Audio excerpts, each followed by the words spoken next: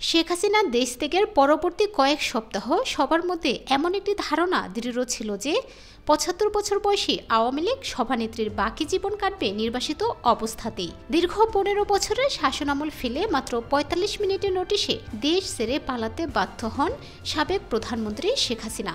গত ৫ আগস্টের সেই ঐতিহাসিক গণঅভ্যুত্থানের পর থেকে এতদিন ভারতে অবস্থান করেছিলেন তিনি।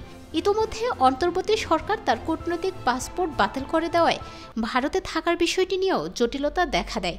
এরপর গুঞ্জন ছড়িয়ে পড়ে ভারত থেকে তিনি অন্য কোনো দেশে পাড়ি জমাতে পারেন। তবে ইউরোপ নাকি মধ্যপ্রাচ্যের কোন দেশে যাবেন সে বিষয়ে কোনো তথ্য পাওয়া যাচ্ছিল না। এ নিয়ে ভারত সরকারও স্পষ্ট কিছুই জানায়নি। অবশেষে খবর বেরিয়েছে তিনি ভারত ছেড়ে অন্য দেশে পাড়ি জমিয়েছেন। বাংলাদেশের একটি বেসরকারি স্যাটেলাইট চ্যানেলের অনলাইন পোর্টালে এ নিয়ে একটি সংবাদ প্রকাশ হয়েছে। সেখানে দাবি করা হয় শেখ হাসিনা ভারত থেকে মধ্যপ্রাচ্যের দেশ সংযুক্ত আরব আমিরাতে গেছেন। প্রতিবেদনে আরও উল্লেখ করা হয় দেশটির আজমান শহরে তিনি আশ্রয় নিয়েছেন বলে ধারণা করা হচ্ছে। প্রতিবেদনে বলা হয় আরব আমিরাতের আজমান শহরে শামীম ওসমানের নিজের একটি বাড়ি আছে বলে শোনা গেছে, সেখানেই তিনি উঠেছেন বলে ধারণা করা হচ্ছে।